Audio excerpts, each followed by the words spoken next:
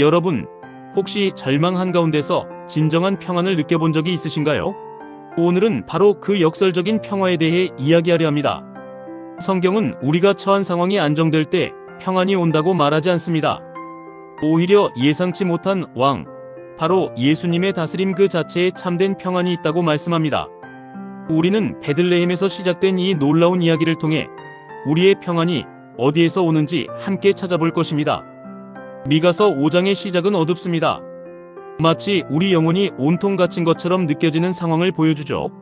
성경은 이렇게 말합니다. 딸 군대여, 너는 때를 모을지어다. 그들이 우리를 애워쌌으니 막대기로 이스라엘 재판자의 뺨을 치리로다. 미가 51원어 성경의 느낌을 살리면 이 구절은 지금은 나우이지 이라는 단어로 시작됩니다. 마치 우리의 상황을 콕 집어 말해주는 듯해요.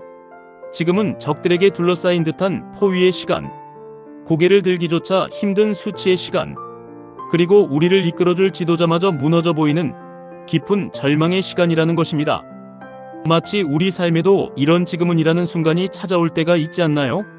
하지만 바로 그때 이스라엘이 가장 절망하고 모든 희망이 사라진 듯한 그 순간, 하나님의 시선은 전혀 다른 곳으로 향합니다. 베들레헴 에브라다야, 너는 유다 족속 중에 작을지라도 이스라엘을 다스릴 자가 내게서 내게로 나올 것이라. 미가 52. 여기서 우리는 두 가지 역설을 발견합니다. 첫째, 구원이 시작되는 장소의 역설입니다. 힘과 권력의 중심지인 예루살렘이 아니라 가장 작고 보잘것없어 보이는 마을 베들레헴에서 구원이 시작된다는 것입니다. 둘째, 구원이 오는 방향의 역설입니다. 구원은 우리 인간의 노력이나 힘에서 나오는 것이 아니라 내게로, 즉 하나님으로부터 온다는 사실입니다.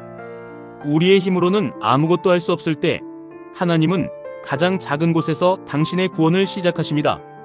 베들레헴에서 오실 이 통치자는 단순히 지금의 어려운 상황을 잠시 해결해줄 임시방편이 아닙니다. 성경은 그분에 대해 이렇게 설명합니다. 그의 근본은 상고에 영원에 있느니라. 미가 52. 여기서 상고에 영원에 있다는 것은 그분이 아주 오래 전부터 영원히 계신 분이라는 뜻입니다. 이것은 지금 우리가 겪는 어둠이 아무리 크고 깊다고 할지라도 하나님의 영원한 계획을 절대로 막을 수 없다는 강력한 선언입니다. 하나님의 구원은 단순히 우리의 필요를 채워주는 것을 넘어 하나님이 얼마나 위대하신 분인지를 보여주는 놀라운 사건이죠. 미가서 5장 5절은 이렇게 선포합니다. 이 사람은 평강이 될 것이라. 성경에서 말하는 평강, 즉 샬롬은 우리가 생각하는 것처럼 단순히 문제가 없는 상태나 마음이 편안한 심리적인 안정감을 의미하지 않습니다. 평강이란 내 삶 속에 하나님의 다스림, 즉 하나님의 통치가 깊어지는 것을 뜻합니다. 다시 말해, 평강은 어떤 상태나 기분이 아니라 바로 그 인격이신 예수님을 말합니다. 우리의 왕이신 그분 자신이 바로 우리의 평강이라는 것이죠.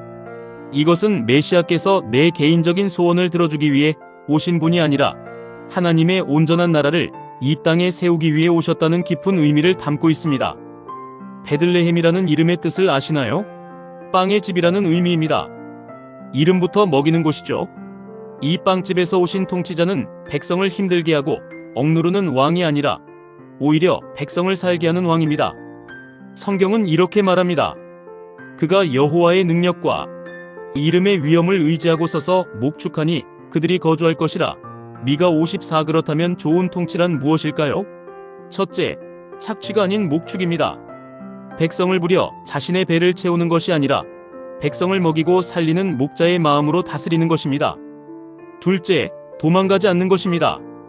위험 앞에서 백성을 버리지 않고 서서 그들을 지키는 것입니다. 셋째, 자기 힘이 아닌 하나님의 능력을 의지합니다. 그래서 그 통치 아래 있는 백성의 삶이 안정되고 자리를 잡으며 그분의 영향력은 온 땅 끝까지 미치게 됩니다. 왕의 다스림이 시작될 때 그분의 백성인 남은 자는 세상에서 어떤 역할을 하게 될까요? 남은 자는 하나님께 속한 특별한 사람들, 즉 하나님의 백성을 의미합니다. 미가서는 그들의 역할을 두 가지 아주 다른 모습으로 설명합니다. 하나는 조용히 생명을 주는 이슬과 단비와 같습니다. 다른 하나는 단호하게 죄를 심판하는 젊은 사자와 같습니다. 이 두 가지 모습은 서로 분리되지 않습니다. 하나님의 백성은 세상 속에서 생명을 전하는 통로가 되면서 동시에 잘못된 것을 바로잡는 심판의 통로가 된다는 것입니다. 이슬과 단비의 모습은 미가서 5장 7절에 나옵니다. 이슬과 단비는 소리 없이 눈에 띄지 않게 모든 생명을 살려냅니다. 중요한 것은 그 근원이 여호와께로부터 온다는 것입니다. 그래서 이들은 사람을 기다리지 아니하며 인생을 기다리지 아니합니다. 즉, 사람의 인정이나 지지를 에너지로 삼지 않는다는 뜻입니다. 평강이 하나님의 다스림에서 흘러나오는 생명의 질서이듯이 남은 자들은 그 생명을 세상에 흘려보냅니다. 반대로 젊은 사자의 모습은 미가서 5장 8절에 나옵니다. 젊은 사자는 죄와 우상을 그냥 두지 않습니다. 위협을 무시하지 않고 밟고 찢으리니 아무도 막을 수 없다고 말합니다. 이것은 잔인함을 의미하는 것이 아니라 하나님의 다스림이 임할 때 잘못된 것을 그냥 넘어가지 않고 반드시 바로잡는다는 것을 뜻합니다. 복음은 단순히 우리의 상처를 덮어주는 위로가 아니라 생명을 막는 모든 것을 제거하는 강력한 능력입니다. 핵심은 바로 이것입니다. 복음에는 사람을 살리는 구원과 잘못을 바로잡는 심판이 함께 있다는 것입니다. 참된 평강을 얻기 위해서는 대가가 필요합니다. 바로 위대한 해체입니다. 미가서 5장 10절에서 15절에 나오는 심판은 단순히 무작위적인 분노가 아닙니다. 이것은 하나님께서 우리의 왕으로 다스리실 때 진정한 평강을 위해 우리 삶에서 반드시 잘라내고 없애야 할 것들에 대한 목록입니다. 우리가 진정한 평안을 얻으려면 우리가 평안이라고 착각하며 꼭 붙들고 있던 모든 거짓된 기반들이 무너져야 합니다. 하나님은 우리가 의지하던 것들을 우리 삶에서 제거하심으로써 오직 하나님만이 우리의 유일하고 안전한 피난처임을 우리에게 가르쳐 주십니다. 그럼 이제 무엇을 해체해야 할까요? 해체 1단계는 바로 우리가 의지하는 힘과 자기 방어선을 무너뜨리는 것입니다. 첫 번째 제거 대상은 군사력입니다. 미가서 5장 10절은 내가 내 군마를 멸절하며 내 병거를 부수며라고 말합니다. 고대 사회에서 군마와 병거는 가장 확실한 군사력이자 눈에 보이는 힘을 상징했습니다. 위기가 오면 가장 먼저 붙드는 안전장치였죠. 오늘날로 치면 물질이나 돈, 권력과 같습니다. 돈이면 모든 것이 해결될 것 같다는 생각이 여기에 해당됩니다. 두 번째 제거 대상은 자기 방어입니다. 미가서 5장 11절은 내 모든 견고한 성을 무너뜨릴 것이며라고 합니다. 여기서 말하는 견고한 성은 단순한 건물이 아니라 우리 마음속에 쌓아 올린 자기 방어선, 즉 이 정도면 나는 괜찮다는 교만한 마음을 의미합니다. 왜냐하면 하나님의 평강은 우리가 쌓은 성 안에서 지켜지는 것이 아니라 오직 하나님을 온전히 의지하면서 오는 것이기 때문입니다. 해체 2단계는 우리가 미래를 통제하려는 욕구와 우리를 속이는 거짓 위안을 끊어내는 것입니다. 세 번째 제거 대상은 바로 미래 통제입니다. 미가서 5장 12절은 내가 또 복수를 내 손에서 끊으리니 내게 다시는 점쟁이가 없게 될 것이며라고 말합니다.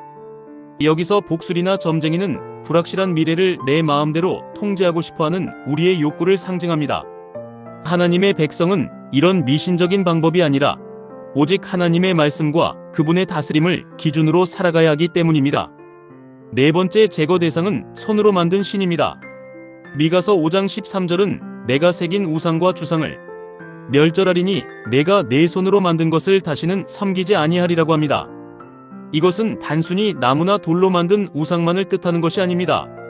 내가 관리하고 통제할 수 있다고 느끼는 모든 것이 바로 우리의 손으로 만든 신이 될 수 있습니다. 진정한 평강은 내가 통제하려는 우상과 함께 존재할 수 없기 때문에 하나님은 이것들을 끊어내라고 말씀하십니다. 해체 3단계는 우리의 삶에 깊이 뿌리내린 습관과 하나님의 말씀에 순종하지 않는 태도를 심판하는 것입니다. 다섯 번째 제거 대상은 바로 생활 속 우상입니다. 미가서 5장 14절은 내가 또 내 아세라 목상을 너희 가운데서 빼버리고라고 합니다. 아세라 목상은 당시 이스라엘 백성들의 생활 깊숙이 들어와 문화가 되고 습관이 되고 너무나 당연한 것이 되어버린 우상을 상징합니다. 예수님의 다스림은 겉만 고치는 개혁이 아니라 우리의 가장 깊은 뿌리까지 변화시키는 통치이기 때문에 이런 우상들을 뽑아내십니다. 그리고 심판은 미가서 5장 15절에서 더 넓은 범위로 확장됩니다. 내가 또 진노와 분노로 순종하지 아니한 나라에 갚으리라. 이 말씀은 하나님의 통치가 개인의 마음의 위로에서 끝나는 것이 아님을 보여줍니다.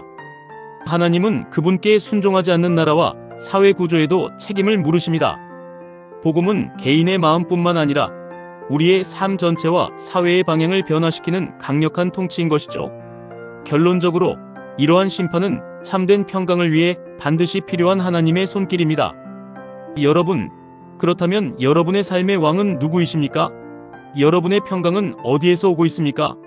흔들림 없는 안정된 상황에서 오는 평안입니까? 아니면 이 사람은 평강이 될 것이라 하신 왕이신 예수님에게서 오는 평강입니까? 미가서 5장은 우리가 겪는 문제에서 벗어나는 기술을 가르쳐 주기 전에 먼저 내 삶의 진정한 주인이 누구인가를 우리에게 묻습니다. 외부의 어려움이나 포위보다 훨씬 더 중요한 것은 내 마음의 왕좌에 누가 앉아 있느냐 하는 문제입니다. 오늘 여러분의 왕은 누구이신가요? 복음은 단순히 나를 편안하게 해주는 소식이 아닙니다. 복음은 나를 살리기 위해 기꺼이 나를 다스리시겠다는 소식입니다. 내 삶의 왕이 바뀐다는 것은 일시적인 안정이나 작은 변화가 아닙니다. 그것은 내 삶의 모든 질서가 완전히 새롭게 재편되는 깊은 변화를 의미합니다. 하나님은 오늘도 가장 낮고 보잘것없어 보이는 자리, 바로 베들레헴과 같은 우리 삶의 자리에서 우리의 주인이 되어주시기를 원하십니다. 더 이상 내가 무엇을 의지하며 살 것인가를 넘어 누가 나를 다스릴 것인가를 깊이 묻고 생각하는 하루가 되시기를 바랍니다. 이 사람은 평강이 될 것이라 미가서 5장 5절 말씀이었습니다.